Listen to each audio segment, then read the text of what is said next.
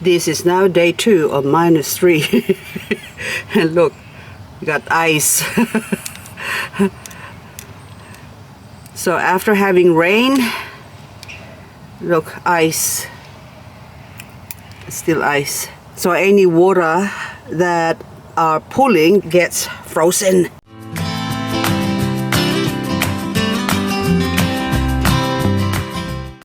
I am so impressed with this kalanchoe that it survived the frost. So I was gonna bring this inside in the backyard where it's a little bit protected, but now I'm gonna leave it out here to enjoy the frost.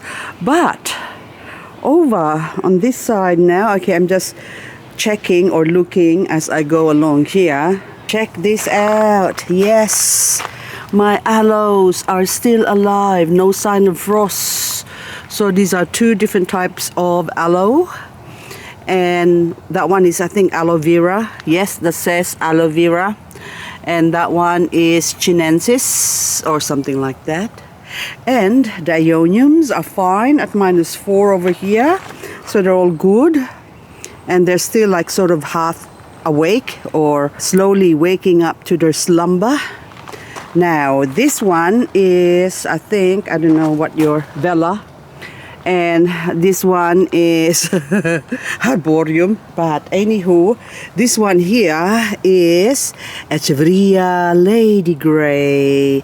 Look how beautiful that is. It looks like a Hanakada mosaic, variegated, isn't it? So this is a variegated form of Lady Grey, and the normal form is this one. So see the difference? Look at that. These ones are already proven frost hardy, the Purple Delights and Chichikuxi and Acacia Ponds and Fred Ives. Sempervivum is definitely frost hardy. And look at this huge bowl of Fred Ives. And also, this is what I'm interested in, the Crassula. Look how crazy this is, but it's frost hardy. I am happy that that is frost hardy. I don't need to leave it there. I can actually expose that now. And of course, this aloe. What aloe are you? I forgot now. The name is about to Karu aloe. Karu. Karu aloe. Are you good? I'm good. Now behind me, I provided this little shade cloth. Can you see this? This little bit here, and we're going to inspect now. Oh, I can see already straight away. See those ones? That is a sign of not frost hardy. Sorry, parasol, not frost hardy. This one, I lost the label. What are you? Label's gone. What is this? I can't remember now. I have to see if on the other side. Oh my goodness, this is the importance of labels, because they look so similar that it's impossible to tell what they are. Okay, we have to crack some codes. Satine. So Satine is frost hardy. Okay, and then that one is something else, not Satine, but anyway, that's frost hardy too. And this one's is, never mind.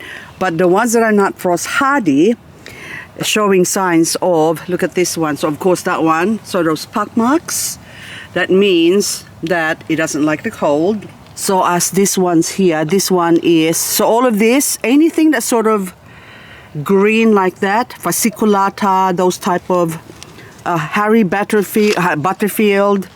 What is this one? What's your name? Oh my goodness. Okay, Zorro. He is very sorrowful. That's what happens. That's frost frost damage. And this one also is frost damage. Fimbriata. That's Fimbriata. Sorry, not fasciculata. Fimbriatas, they're not frost hardy. And even that one there's a little bit of mark of not frost hardy. And this one. What are you, Verrugas? No, Verrugas has to be, I think I better bring that one inside where it's more protected. So all these frillies, now Papa's rose over here, look, it's still got water. And that has become frost hardy now, because before it wasn't. So it takes time before they become hardy. And then this one, oh, I'm sorry, Linguist. Linguist, you are not going to be able to speak now. Okay, see, that's frost damage. So today I am going to really put my shade cloth over here, because I can put them here, but the problem is I've got this bottle brush and it's just going to drop on them. It's going to be annoying. So what I'm going to do is put a shade cloth all around here. That way, when the leaves drop, they will fall off at the back over there. And that's fine. And that way it will save my Echeveria Frillies that are going to be grown over here. Now the sun is already, I think, 9 o'clock right now, coming on to 9 o'clock, and it's still only halfway through here. So all these Aeoniums that I'm putting here is going to survive the frost because they have time to thaw out. And also the Echeverias in this wheelbarrow. See, that's already cuttings of the Lady Grey, a couple of them. And over on this side, oh, I got a pot of different Echeverias here. Oh, look how beautiful Sasa Queen is. Oh my goodness. You're gorgeous. Look at you. And of course, lovely Q. Lovely as ever. Now, this Minima large is always frost hardy anyway, up to -11. That's the coldest they have experienced. And also, this is Sasa Queen. Look at the difference of this Sasa Queen that's not. It looks like an Onslow almost. Does not grown to perfection yet. So this is still given a lot of fertilizer, and that's why it's big. And this one is being grown stressed, which is more compact and chubby and fat and beautiful, nice pink tush. Now the Resina, they're all different Echeverias, and look at the claws on this Caspidata. This is a hybrid Zaragoza variety Caspidata or something like that. Anyway, yes, it is so. Also, my pepino got hit by the frost a little bit on the edges here, the leaves, but the center is still all right. That's good to know. This is not gonna get any sun at all day, and all the plants there, the PVN, the Nixana, the ruby necklace here, that's all frost hardy, and also Albinjeri. No sun, and yet even the Mexican giant, they're fine. And in this corner, the Orpet, the Lilac Mist, Virgo, they're all frost hardy. And even the Pachyphyllum, blue bean, with a weed in the center of it. There you go. They're all frost hardy. This Alba Beauty. Oh, you are such a beauty. Look at that. Isn't that beautiful? So this is now day 11 later, and I left most of my frillies over here to endure the cold. And this morning we had -4, but yesterday morning we had -3. And my verrugas, which I forgot to bring in 11 days ago, I have to bring this inside now because not good. It's gonna die here. Look at that. It's very, very, very bad. So it will recover, as I will show you with the other Zorro, who was Zorro full, not Zorro full anymore. So most of this, hang on, the Satine, did I leave the Satine over here? Yes, I did. So, yep, she's still here and she's enduring the cold. So I'm actually going to leave that there because it has endured -4 before. But if it does get colder, I will have to come here and put a frost cloth over them, which I keep forgetting to buy. Now, this fasciculata is really fasciculating already. So look at that. I have to bring this inside too, and so as these other ones, and I'm running out of space inside, as I will show you later on. So a lot of these plants I really would love to have them grown outside. Now this one is already a 3-year-old plant, and it just keeps getting smaller and smaller as the year goes by, or should I say, as the winter goes by, because they are not frost hardy. Lovely as they are, because I would love to see them grow big. These are big frillies, but they're not gonna survive the frost. Now, Harry Butterfield here, you are gonna have to go inside as well. So with frillies, they have varying degrees of hardiness, so it's very specific. So say for example, my Papa's rose here can endure -7 out in my backyard overhead covering. So it can be outside, bright light. Direct sunlight will be better if they can get direct sunlight in winter especially, but if not, if you grow them, or if I grow this out and they open into my garden, say for example behind me here, if this is grown over here with no protection at all, see, so that little bush is there, if I put something, one of the frillies underneath that can survive it, but it will not color up because it's not going to get enough sun.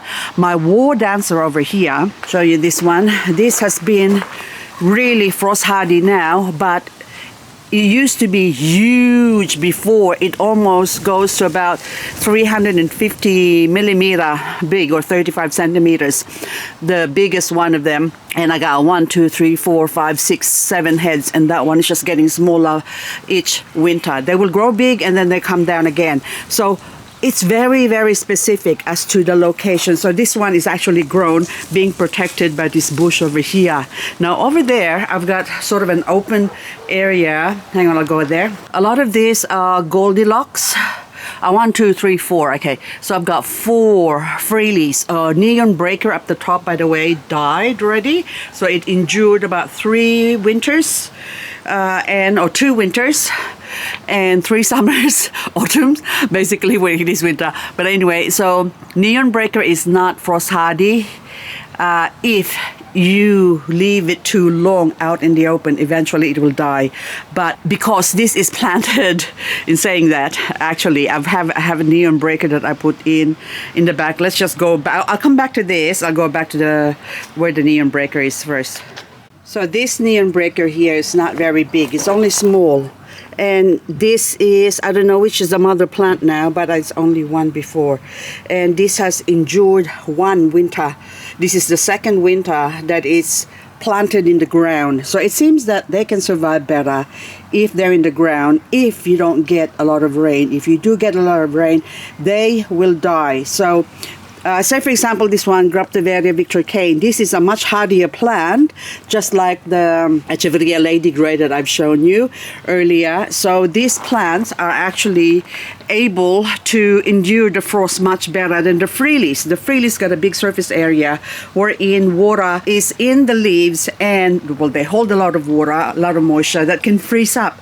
Whereas these ones have smaller, so the smaller the surface area of the leaves, the better it is to survive the frost. The bigger ones, so say for example this Virgo, I don't know if this is gonna survive the frost here, but this is the first year I'm gonna have to put it through the ringer or torture it. But say for example this Graptosedum Nova here, this has got a bigger surface area, or leaves. The size of the leaves are actually much bigger than the ones I've grown hard in the back. The smaller leaves are able to survive the frost much better than this one. This one actually sort of died down last winter because they're bigger plants, even though they have sort of created sort of a microclimate area for them to sort of be semi-protected. And last winter as well, I put a shade cloth over this area, but still this one suffered because it holds a lot more moisture or water in its leaves to freeze up, basically. Now these 4 frillies here are Curly Locks, Tutti Frutti, I forgot the other one, but anyway, there are 4 different varieties. And 2019 April is when I planted them, and it's now 20th of May 2023, so it has endured many winters now. So this is going to be the 4th winter that it's grown here. So even that one there, I think that's the Curly Locks, and actually 5. I got 5 different ones here, and they're still alive, but they are sort of semi-protected by the planta that I have on top here. This Echeveria briar rose has endured many winters already. It has probably survived 6 or 7 winters, and it has endured -11 at one stage, but it was in a protected area. It was tucked in underneath the shelf somewhere in my alfresco area, and that's the only way it has survived. But this year I finally put it out in the sun and it grew big. So the biggest is, so this is quite big here. That's the biggest I've grown this, but they mostly stayed about this size. And then now, after being exposed here, it's also crested by the way, after being exposed here, now this year, that's gonna start shrinking again. But in spring, it will come back, but it will be a much harder plant. Now my linguas here, and also the big bumpy frillies here. So this Baccarus has endured a couple of winters sort of being out. Last year it was sort of semi, half in, half out. And this year now I put it out in the front here where it gets more sun. But in here I can feel some tenderness. And also actually all around it. So I don't think it's going to survive if I don't cover this. So tonight I'm going to be putting frost cloth over most of this, and even Papa's rose now is showing signs of distress. So this one, poro, you poor poro. So this one too. They are not frost hardy as one might like them to be. Now this cool view here, different story. This is very frost hardy, whether it's grown in the sun or in the shade. This thing is like Armageddon plants which can survive anything. So anyway guys, so that's all I've got for this video. Now if you live in an area where you do get frost, may I suggest that cover your frillies, especially because they are not as frost hardy as we would like them to be. They are beautiful plants and they grow huge, and I would like to grow and see them in my care being grown to their fullest potential, but unfortunately I can't do that if I keep exposing them to the frost. So anyway, this one is parasol. I'm sorry, I will never get to see your beautiful skirt. And this one too, I think Mauna Loa. Normally I've seen photos of this where, and it's huge. People have grown them big, especially in areas who only get, say, up to -4. That's -4 if you live in an area that you have frost no colder or lower than -4, you're fine, because you can sort of cover them up when there's forecasts of frost, and they will be fine and they will continue to grow as long as you grow them in an open area where they get plenty of sunlight or bright lights. Anyway guys, that's all I've got for this video. Thank you so much for watching. Hope to see you on the next video. Now I'm gonna bring this inside and I'll get to show you the difference of the Zorro. Welcome to my grow light area indoors, where the temperature is much warmer than outside and where there's a lot of happy plants compared to what's going on outside. So this is now, well, first I brought in my verrugas, my poor verrugas. That's already sort of very translucent, and that's a sign that it's about to go limp. I'm not going to touch it, I'll leave it. And I actually placed it on the furthest area away from the grow light, because it can also get burned quickly or quicker if, look at that poor thing, if it's almost like really icy still. Anyway, it will get burned easier than the other plants. So also the fasciculata here, I have moved it here as well, a bit away from the grow light. And then these ones, I don't know what you are now. Anyway, I forgot. There's a name there somewhere. Harry Butterfield is one of them. And the budgie wants to be in the video as well. So anyway, hang on. This one is Harry Butterfield. Look at him climbing up my... What you doing, baby P? The Zorro.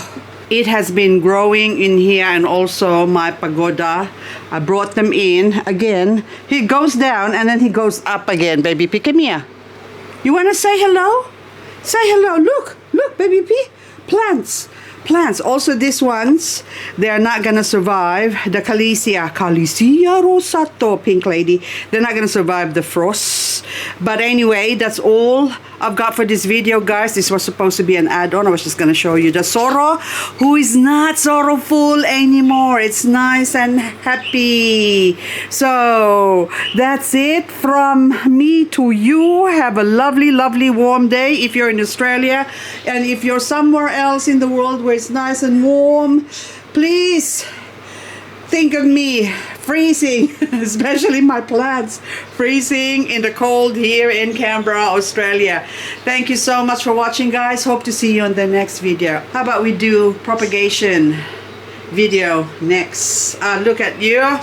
Look, you're happy in here. My Kalanchoe, Luciae, I think, or Tisifolia variegata. Okay, bye for now. More variegated ones, you have to bring it inside.